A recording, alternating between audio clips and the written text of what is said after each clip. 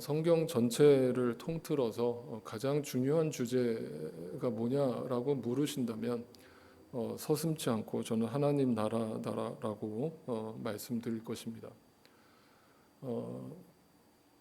그래서 우리 신앙인들에게 이 하나님 나라를 어떻게 바르게 이해하고 신앙생활을 하느냐는 굉장히 중요한 것입니다. 그런데 이렇게 안타까운 것은 유심히 이렇게 들여다보면 이 하나님 나라에 대한 왜곡과 또 잘못된 이해를 가지고 신앙생활을 하시는 분들이 좀 죄송스럽습니다만 거의 대부분인 것 같습니다. 네. 어떤 이해를 갖고 있는가 이렇게 개인적으로 물어보면 어떤 분들은 이렇게 대답합니다. 하나님 나라가 뭡니까? 라고 물으면 하나님 나라는 신비적으로 하나님께서 자기 가운데 그 나라를 보여주신다는 거예요. 그리고 그 하나님 나라를 자기는 너무나 열망하고 갈망하기 때문에 선교도 열심히 하고 봉사도 열심히 하고 그래서 그 하나님 나라를 자기는 너무나 사랑하고 사모한다는 거예요. 그래서 그게 하나님 나라입니까? 그렇다는 거예요. 저는 말씀드려요. 잘못됐습니다. 그 하나님 나라에 대한 잘못된 열심에 근거하고 있습니다. 네. 오늘날 한국 교회 거의 80%는 이렇게 신앙생활을 합니다. 하나님 나라 굉장히 거창하고 화려하고 드라마틱하고 다이나믹한 그런 하나님의 강권적인 역사가 일어나는 현장, 그런 사역, 그런 선교, 그것이 하나님 나라를 사모하는 자들의 모습이라고 주장을 합니다. 양심적으로 말씀드립니다. 그렇지 않습니다. 성경은 그렇게 하나님 나라를 가르친 적이 단 한 번도 없습니다. 그럼 누가 그렇게 하나님 나라를 가르쳤습니까? 네, 잘못된 사역자들이 잘못 가르쳤습니다. 두 번째 태도는 이 하나님 나라에 대해서 아예 무지한 겁니다. 무지하다는 것은 그 무지함을 토대로 해서 아예 관심조차 없는 겁니다. 교회를 다니는데 하나님 나라가 뭡니까? 라고 물으면 그게 뭐예요? 죽어서 가는 나라요? 네, 이 정도에서 끝납니다. 다시 말하면 성경을 읽으시면서도 하나님 나라에 대해서 진지하게 고민해 보지 않았다는 증거고 그 하나님 나라에 대해서 전혀 관심조차 두지 않는다. 다시 말하면 하나님 나라를 갈망합시다. 하나님 나라를 구합시다. 하나님 나라를 사모합시다 라고 얘기하면 그게 도대체 나랑 무슨 상관인데요? 라는 태도를 취하시는 분들이 많습니다. 네, 이것도 잘못된 태도예요. 네, 양쪽 다 하나님 나라에 대한 잘못된 이해에서 비롯된 잘못된 태도와 자세입니다. 그렇다면 성경이 말하는 하나님 나라는 어떤 모습일까요? 아주 간단하게 말씀드리면 하나님 나라는 현재성을 띱니다. 하나님 나라는 절대 죽어서 가는 하나님 나라만이 하나님 나라가 아닙니다. 그래서 하나님 나라는 바로 이 땅에서 여러분이 맛보면서 누리면서 경험하는 실제입니다. 그런데 이 하나님 나라는 현재성으로만 또 존재하지 않습니다. 이 하나님 나라는 미래성으로서 우리에게 존재합니다. 앞으로 다가올 완전한 하나님 나라의 도래를 우리는 사모합니다. 그때가 언제입니까? 우리가 주님 나라 가는 때이겠고 주님이 재림하시는 때겠죠. 그때 완벽한 하나님 나라가 이 땅에 도래해서 하나님 나라가 완성됩니다. 그래서 하나님 나라는 항상 두 가지 이해를 가지고 성경을 읽으셔야 됩니다. 기억하십시오. 하나님 나라는 현재성과 미래성을 동시에 갖고 있다는. 그러면 현재성이라고 하는 것은 제가 여러분 수요 성경 공부 때 열심히 가르쳐 드렸습니다.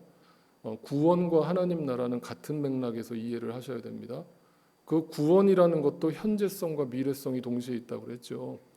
그러면 하나님 나라의 현재성은 뭐라고 했습니까? 그 하나님 나라가 앞으로 올 것입니까? 이미 이루어졌습니까? 헷갈리세요? 이미 이루어졌어요. 어디에 이루어졌습니까? 네, 우리의 심령 가운데 하나님 나라가 이루어졌습니다. 어떻게 이루어졌습니까? 예수 그리스도를 구세주로 영접함과 동시에 여러분의 심령 가운데 하나님 나라가 임했습니다. 그걸 성경은 뭐라고 얘기하냐면 이미 그 하나님 나라가 도래했다라는 거예요. 도래했다는 거예요. 누구를 통해? 예수 그리스도를 통해. 이것이 예수님의 초림 사건으로 우리에게 벌어진 열매입니다. 그걸 구원이라고 그래요. 그런데 미래성이라고 하는 건 뭐예요? 아직 그 하나님 나라가 아직 오지 않았어요. 제가 이거 수요성경 공부 때 말씀드렸죠. 2차 세계대전을 제가 예를 들면서 D-Day와 V-Day가 있다고 말씀드렸습니다. D-Day를 통해서 그 노르망디 상륙작전을 성공했지만 전쟁은 아직 끝나지 않았습니다. 그러니까 V-Day, 승리의 날이 오기 전까지 그 남은 독일의 잔당들과 연합군은 싸워야 되는 거예요. 그죠? 그것이 뭐예요? 아직 그 하나님 나라는 오지 않았어요. 그럼 우리가 신자라고 할 때 그 신자라고 하는 사람들은 크리스찬이라고 하는 사람들은 도대체 뭘 믿는 사람들인가? 이 하나님 나라의 현재성과 미래성을 믿고 살아가는 사람들이에요. 그러면 그런 사람들의 삶 속에 어떤 열매가 맺힐까를 한번 생각해 보십시오. 어떤 열매가 맺힐까요? 여전히 세상 사람들과 똑같이 살까요? 똑같이 살까요? 그럴 수 없겠죠. 그럴 수 없습니다. 여러분 잘 생각해 보십시오. 하나님 나라라는 것은 그 반대말은 뭐겠어요? 세상 나라잖아요. 그럼 우리가 어디로부터 살다가 부름을 받은 거예요? 네, 우리가 다 애굽 땅에 살았잖아요. 다 세상 나라에 살다가 하나님의 부르심을 받고 그 세상 나라에서 빠져나와서 어디로 들어온 거예요? 하나님 나라에 들어온 거예요. 그러니까 우리가 다 하나님 나라의 백성이 된 거예요. 그러면 이제부터 우리는 어떤 삶을 살아야 돼요? 죽을 때까지. 그 하나님 나라의 가치와 그 하나님 나라의 방법과 질서를 가지고 이 땅을 살아가야 되는 그 사람들을 성경은 뭐라고 불러요? 네, 신자라고 부르고 크리스찬이라고 부르고 교회라고 부르는.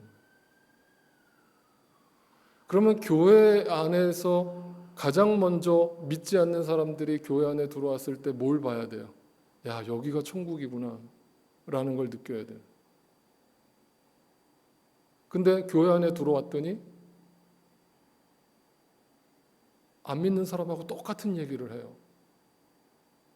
돈 얘기하고 먹고 사는 얘기하고 어떻게 뭐 이 세상에서 명예 얻은 거 자랑하고, 예? 옷은 막 삐까뻔쩍하게 입고 막 명품으로 도배를 하고 교회를 와가지고 막 자랑해. 은근히 자랑하고 다녀. 나 이렇게 좋은 옷 입었다. 나 이렇게 좋은 귀금속 가졌다. 그걸 안 믿는 사람들이 보면 도대체 저게 나하고 저 사람하고 도대체 뭐가 근본적으로 뭐가 달라? 교회가 맨날 피 터지게 싸우기만 하고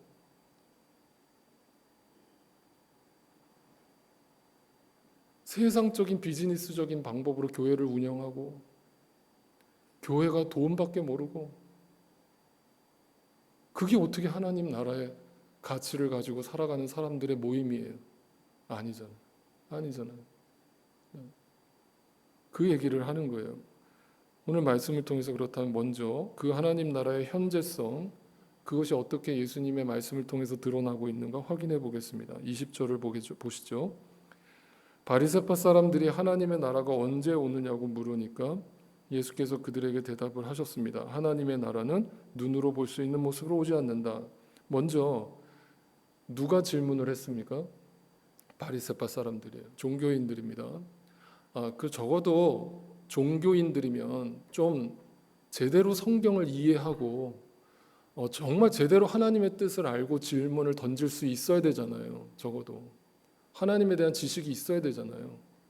근데 이들의 질문을 가만 들어보면 왜 이렇게 질문할까를 한번 생각해 보세요. 왜 이렇게 질문할까요? 의도가 뭘까요? 하나님 나라가 언제 옵니까? 라고 묻는 것은 그 하나님 나라가 자신들의 눈에 보여야 된다라는 생각을 갖고 있는 거죠. 근데 눈에 보여요, 안 보여요? 현재 안 보이니까 궁금해서 묻는 거잖아요. 도대체 그 하나님 나라는 어디 있습니까? 언제 옵니까? 라고 묻는 거예요. 다시 말하면 이들의 질문 속에는 그냥 육신의 눈으로 바라보는 시간과 공간으로서의 하나님 나라를 이해하고 있는 거예요. 눈에 보이는 거죠. 그죠? 그러면 그들이 생각하는 하나님 나라는 어떤 나라일까요? 그 바리새인들, 종교 지도자들이 꿈꾸는 하나님 나라는 어떤 나라예요? 유토피아입니다.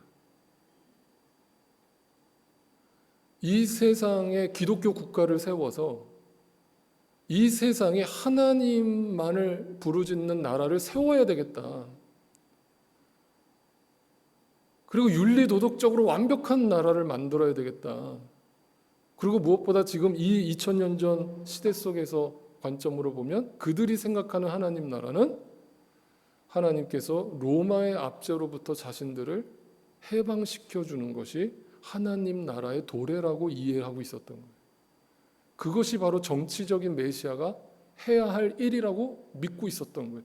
그런 의도로 표적과 현상과 정치적 관점에서 그 하나님 나라 어디 있습니까? 언제 옵니까? 언제 보여줄 겁니까? 언제 우리한테 그걸 나타낼 겁니까? 라고 물었더니 예수님의 대답은 하나님 나라는 눈으로 볼 수 있는 게 아니야. 유토피아 아니야. 세상 정치로 이 세상 나라를 바꿀 수 있다고? 아니야. 그런 것이 가능했다면 예수님이 이 땅에 오셔서 정치에 적극적으로 참여하셨겠죠. 대통령 아무리 바뀌어도 나라 바뀌지 않고 사람 바뀌지 않습니다. 근본적으로 달라지지 않아요. 바뀌는 것처럼 보일 뿐입니다. 자, 21절입니다. 또 보아라, 여기에 있다 또는 저기에 있다 하라고 말할 수 없다. 보아라, 하나님의 나라는 너희 가운데 있다 라고 대답을 하세요. 잘 들어보세요. 우리는 흔히 이렇게 얘기합니다. 예수님은 우리 안에 계십니다. 여러분 안에 하나님 나라가 있습니다. 여러분 안에 천국이 있습니다. 그 말은 틀린 말은 아니에요. 그런데 오늘 본문에서 예수님은요, 정확하게 어떤 워드를 쓰셨는가를 들여다보세요. 보아라, 하나님의 나라는 너희 안에 있다예요, 너희 가운데 있다예요. 너희 가운데 있다예요. 그래서 영어로 보면은 더 정확하게 이해가 되시는데, 영어로 뭐라고 적혀 있어요? The kingdom of God is among you예요. 자, 너희 안에 있다라는 단어를 쓰려면 영어로 뭐라고 번역을 해야 되죠? In you라고 하든지 within you라고 대답을 해야 되잖아요. 근데 among you라고 했어요. 이거는 우리 인사이드에 있는 걸 얘기하는 거예요? 아웃사이드에 있는 걸 얘기하는 거예요? 아웃사이드에 있는 걸 얘기하시는 거예요, 지금 예수님이. 자, 여러분 잘 이해를 해보셔야 됩니다. 도대체 이게 무슨 말인가? 앞에 누가복음 11장에서 예수님의 이 부분을 다시 한번 언급하신 적이 있었습니다. 11장으로 다시 한번 돌아가 보시면 11장 16절을 보겠습니다. 또 다른 사람들은 예수를 시험하여 하늘에서 내리는 표징을 보여달라라고 질문을 했습니다. 그 하나님 나라가 도대체 어떻게 임하냐? 보여줘. 알려줘. 언제 임하는 거야? 라고 물었더니 예수님이 20절에서 뭐라고 대답하십니까? 그러나 내가 하나님의 능력을 힘입어 귀신들을 내쫓으면 하나님 나라가 너희에게 이미 온 것이다. 자, 여기서 중요한 단어가 있어요. 우리말로는 이게 명확하게 주어 동사가 설명이 안 되는데 원어에서는 이게 어떻게 사용되고 있냐면 내가라고 하는 주어가 강조되고 있어요. 누구예요? 내가는 예수님이죠. 예수 그리스도가 하나님의 능력을 힘입어서 귀신을 내쫓는 모습을 너희가 봤잖아. 너한테 보여줬잖아. 그러면 하나님 나라가 너희에게 이미 온 거야 라고 말했어요. 그러면 여기서 누가 자기 자신을 예수님이 뭐라고 얘기하신 거예요? 자기 자신이 하나님 나라라고 얘기하신 거예요. 내가 귀신을 내쫓는 능력을 너희가 봤잖아. 다시 말하면 내가 하나님 나라야. 하나님 나라로서 내가 너희한테 왔잖아. 이걸 아직도 몰라? 라고 얘기하시는 거예요. 그러니까 뭐예요? 아까 뭐라고 했어요? in you라는 단어를 쓴 게 아니라 among you라는 단어를 쓴 이유가 뭐예요? 당시 시대 속에서 예수님은 육체를 입고 성육신하셔서 그 이스라엘 백성들 가운데 서 계셨잖아요. 볼 수 있고 만질 수 있고 들을 수 있는 육체로 오셨잖아요. 그러니까 그 하나님 나라가 어디 뜬구름 잡는 얘기하는 게 아니라 너희 앞에 있는 예수 그리스도가 하나님 나라로서 너희에게 왔잖아 라는 얘기를 하신 거예요. 이 말씀을 사도 바울이 그대로 받아가지고 서신을 쓰면서 그 말을 우리에게 해석을 해준 거예요. 그 예수님이 더 이상 우리 앞에 육체로는 계시지 않잖아요. 그런데 부활 승천하셔서 누가 이 땅에 오셨어요? 성령 하나님이 우리에게 오셔서 그 성령 하나님이 어디에 계셔요? 우리 안에 계셔요. 그러면 뭐예요? In you예요. In you. In us예요. God with us예요. 그러므로 그 예수님이 어디 계셔요? 우리 안에 계신 거예요. 지금은. 이해가 되시죠? 그러면 그 하나님 나라로서의 예수 그리스도가 어디에 계시다? 우리 안에 계시다. 그러면 예수 그리스도가 누구세요? 누구십니까? 예수 그리스도가 누구세요? 어떻게 우리 안에 계세요? 신비적으로 역사하세요? 여러분 안에서 그 예수 그리스도가 신비적으로 음성을 들려주세요? 그래서 내 안에 하나님 나라가 이루어졌음을 확인하세요? 예수 그리스도가 어떻게 나와 함께 하십니까? 어떻게 실존하세요? 말씀을 통해서. 말씀을 통해서. 그 말씀이 육신이 되어서 오신 분이 예수 그리스도고 그분이 하나님 나라라고요.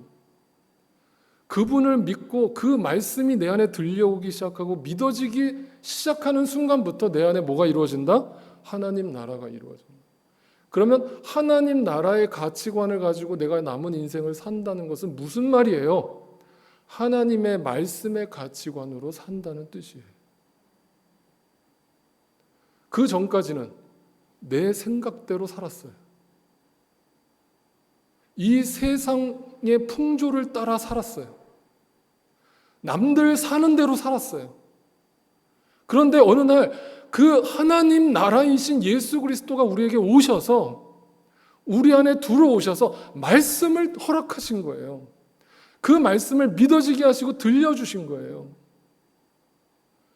그리고 그 말씀을 순간순간 시험을 당할 때마다 어려움을 당할 때마다 환난을 당할 때마다 유혹을 당할 때마다 그 말씀을 생각나게 하셔서 이기게 하시는 거예요.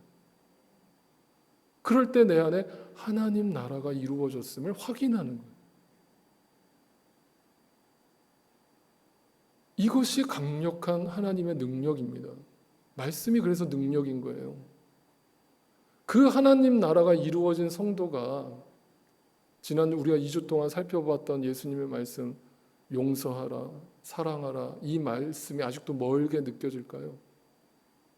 아직도 그 말씀이 나와 전혀 상관없는 말씀으로 들릴까요? 아닙니다.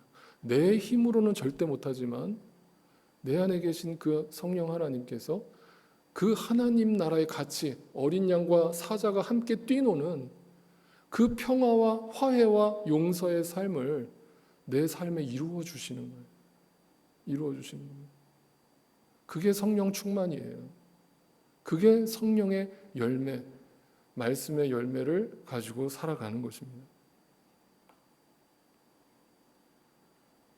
그러니까 마태복음에 예수님께서 먼저 그의 나라와 의를 구하라라고 하는 그 말씀도 우선순위를 얘기하고 계신 게 아니에요.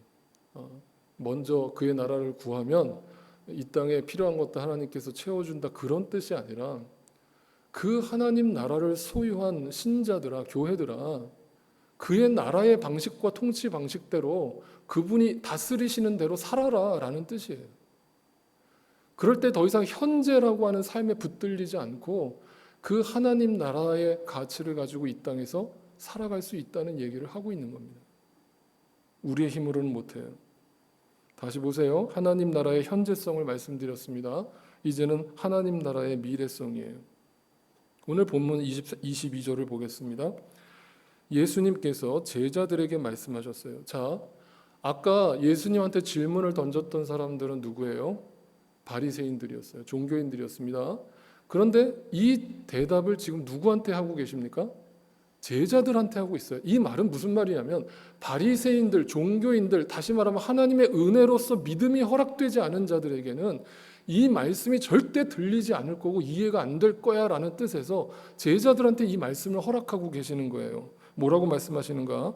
너희가 인자의 날들 가운데서 단 하루라도 보고 싶어 할 때가 오겠으나 보지 못할 것이다. 무슨 말이에요? 인자의 날은 뭐예요? 그 하나님 나라의 미래, 그 미래로서의 하나님 나라의 도래를 의미하는 거예요. 그 하나님 나라의 완성이 우리에게 올 텐데 믿음이 허락된 제자들은 그 하나님 나라를 학수고대하는 거예요. 그 완벽한 하나님 나라가 도래하기를 간절히 소망하고 기다리고 그날이 언제 오나 하면서 주 예수에 어서 오십소서라고 기도하는 거예요. 그런 모습으로 간절히 기도하는데 볼 수 있어요? 못 봐요? 못 본다는 거예요. 뭐라고 대답하세요? 23절입니다. 사람들이 너희더러 말하기를, 안 보이니까 간절히 사모하는데 안 보이니까 사람들이 와가지고 뭐라고 말을 하냐면, 봐라 저기 있잖아, 봐라 여기 있잖아, 아 뭐 자꾸 뜬구름 잡는 얘기하고 있어, 야 여기 있어, 이게 하나님 나라야, 여기 하나님 나라가 이루어진다니까 라면서 얘기한다는 거예요. 주장한다는 거예요. 그럴 때 어떻게 하라고요? 그러나 너희는 그런 말을 듣고 따라 나서라, 따라 나서지 말라, 따라 나서지 마라. 이 얘기를 마태복음에서 좀 더 구체적으로 표현해 주고 있습니다. 마태복음 24장으로 가보시죠. 24장 23절입니다. 그때 누가 너희에게 말하기를 보시오 그리스도가 여기에 계시오 혹은 아니 여기 계시오라고 해도 믿지 말아라. 무슨 말이에요? 주님이 언제 오신다, 언제 오신다, 그리고 어느 곳에 오신다, 심지어 요즘에는 장소까지 특정하는 이단들이 많더라고요. 참 이런 얘기하면 참 또 곁나갈 것 같아서 제가 참을게요. 뭐 예루살렘에 오신다 그러고 막 그래요. 그런 말 듣지 마십시오. 전혀 성경에 없는 얘기입니다. 24절 거짓 그리스도들과 거짓 예언자들이 일어나서 큰 표징과 기적을 일으키면서 할 수만 있으면 선택받은 사람들까지도 홀리려고 할 것이다. 봐라 하나님 나라가 언제 온다, 주님 언제 오신다, 그리고 여기에 하나님 나라가 이루어진다라는 그런 거짓 예언자들의 말에 절대 속지 말라. 네. 그들이 우리를 홀리기 위한 방법이 뭐예요? 말씀을 가지고 풀어주는 게 아니라 뭘 가지고 홀려요? 네, 기적과 표적을 보여주면서 홀려요. 이건 재밌는 얘기 아니에요? 그럼 뭐야? 거짓 예언자라는 것은 누구의 하수인이라는 거예요? 사탄의 하수인이잖아요. 그러면 사탄도 기적을 일으킨다는 거예요? 일으키지 않는다는 거예요? 일으킨다는 거예요.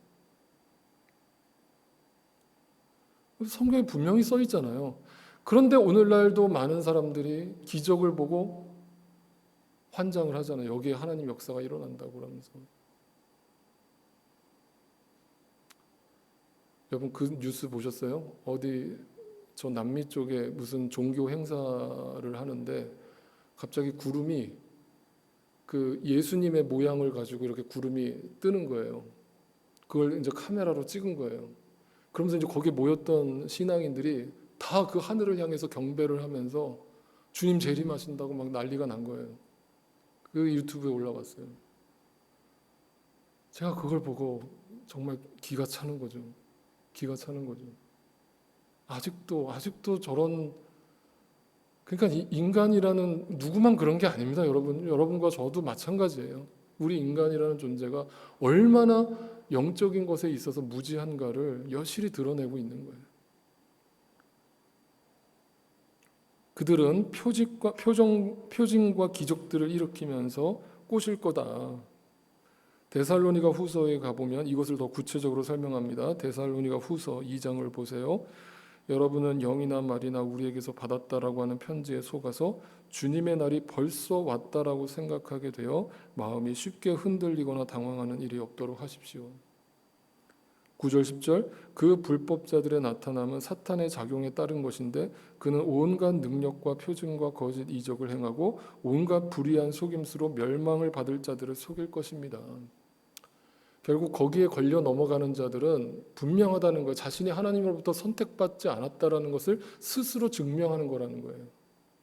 다시 말하면 이단 사입에 빠진다는 것은, 여러분 한 번만 생각해 보십시오. 아까 제가 하나님 나라에 두 가지 잘못된 오해의 태도가 있다고 했잖아요. 잘못된 열심을 내는 사람들이 있다고 그랬고, 아예 무관심한 사람들이 있다고 그랬잖아요. 그러면 둘 중에 누가 이단 사이비에 빠질 가능성이 높을까요? 열심을 내는 사람들. 잘 보세요. 내가 신앙에 열심이 없고 아예 무관심한 사람들은요, 이단 사이비에 절대 안 빠집니다. 나름대로 성경에 대해 엄청 관심을 갖고 열심히 공부하려고 그러고 엄청 그 하나님 나라를 사모하고 갈망하는 사람들이 꼭 이단 사이비에 빠져. 왜? 성경에 대해서 무지하기 때문에.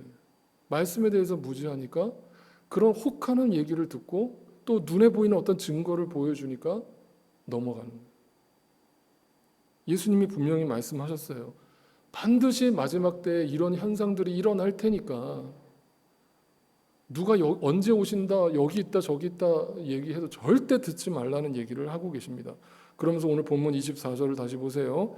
마치 번개가 하늘 이 끝에서 번쩍하여 하늘 저 끝까지 비치는 것처럼 인자도 자기의 날에 그러할 것이다.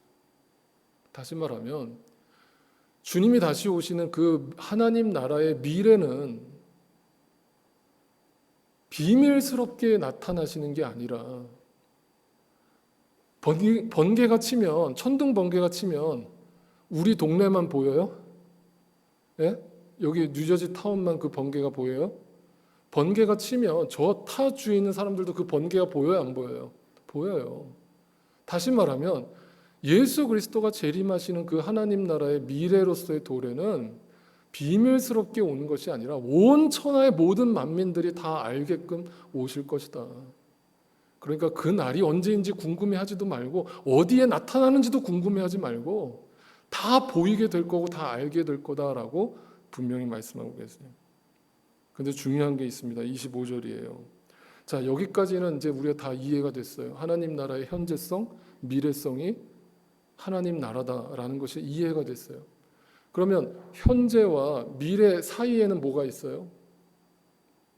하나님 현재와 미래 사이에는 우리가 앞으로 살아가야 될 날들이 남아 있잖아요. 그죠? 그 날들 동안에 무슨 일이 벌어질까요? 그 하나님 나라를 보는 믿음이 우리에게 주어졌습니다. 예수 그리스도를 믿게 됐어요. 그리고 그 하나님 나라의 미래를 갈망하면서 소망하면서 성경적인 그 하나님 나라를 갈망해요.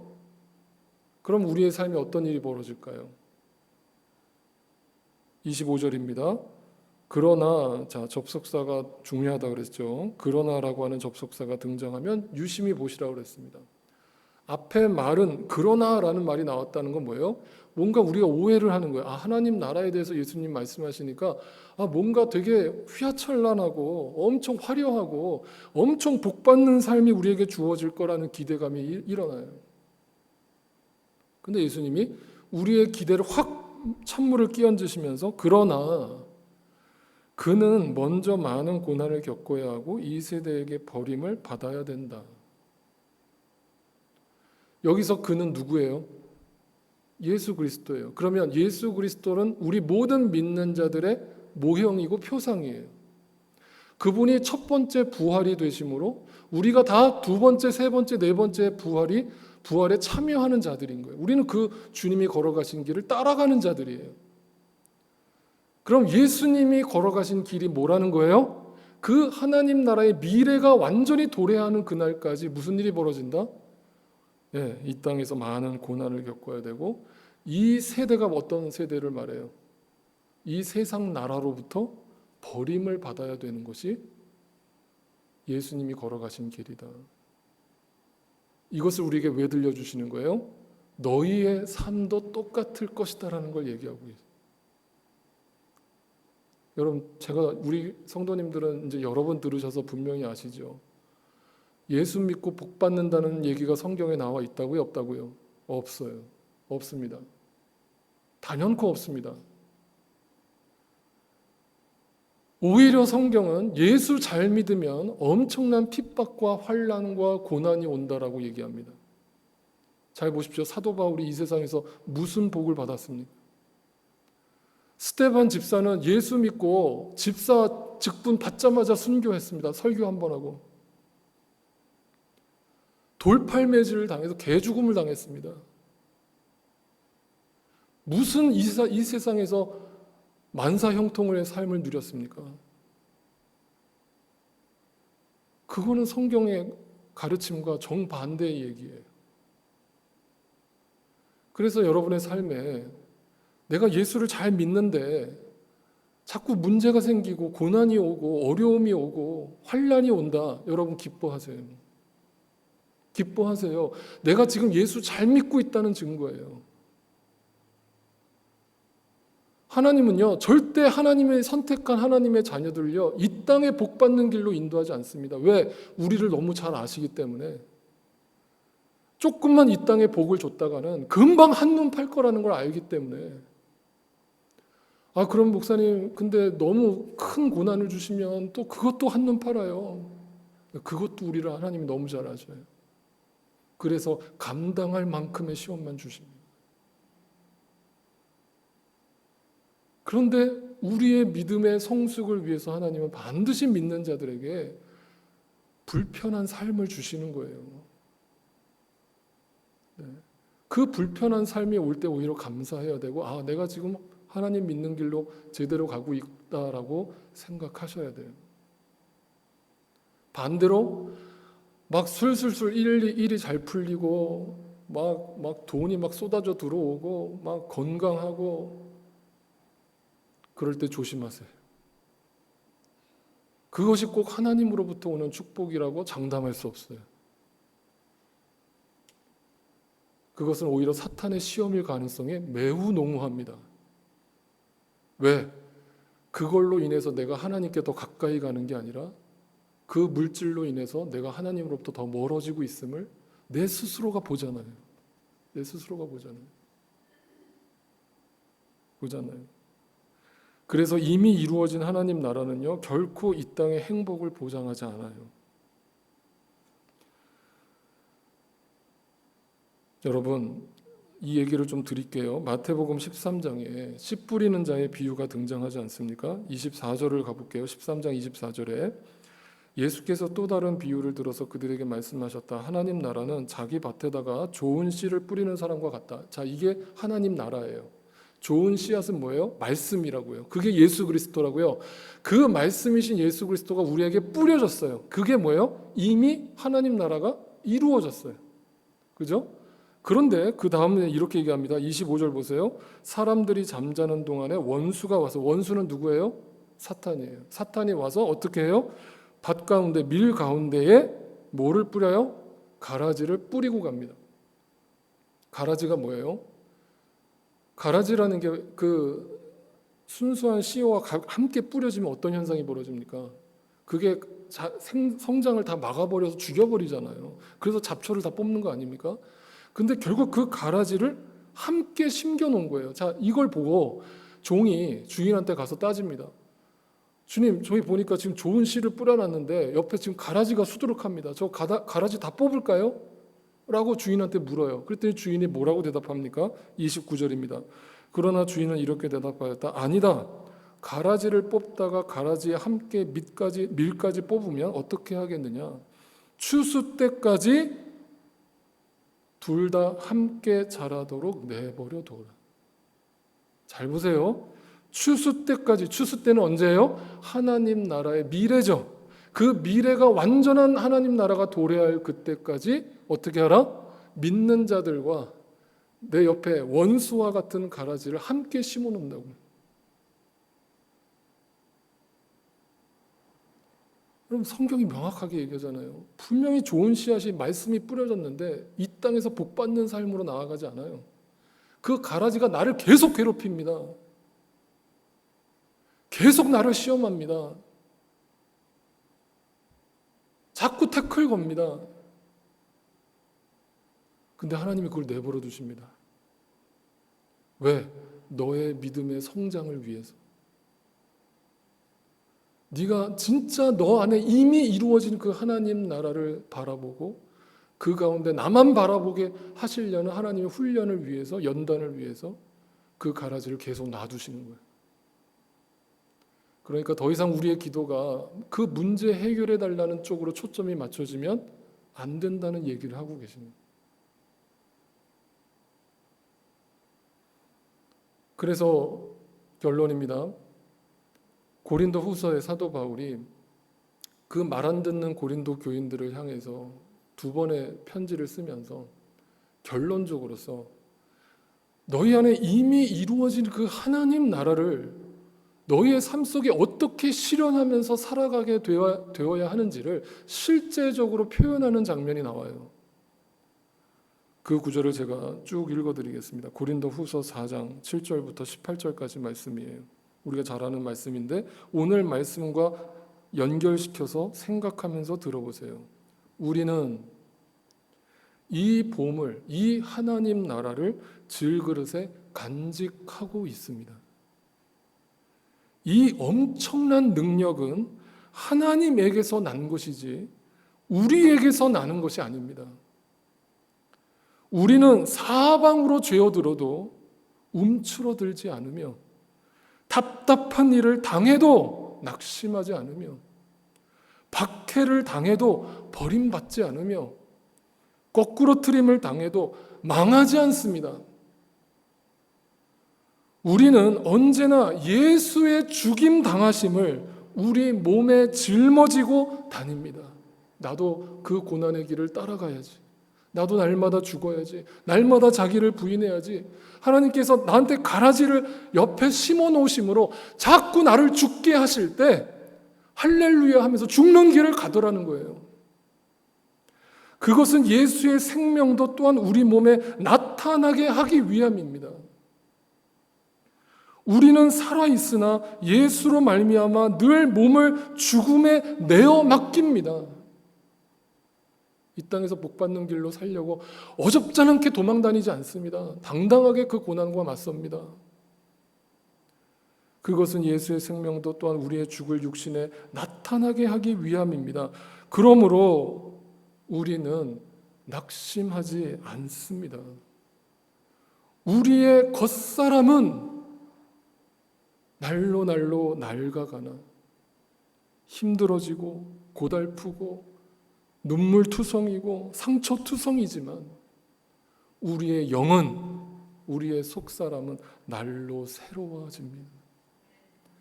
지금 우리가 겪는 이 일시적인 가벼운 고난은 비교할 수 없을 정도로 영원하고 크나큰 영광을 우리에게 이루어 주십니다. 그러므로 결론입니다. 우리는 어떤 자세로 이 땅을 살아가느냐? 우리는 보이는 것을 바라보는 것이 아니라 보이지 않는 것을 바라봅니다. 보이는 것은 잠깐이지만 보이지 않는 것은 영원하기 때문입니다.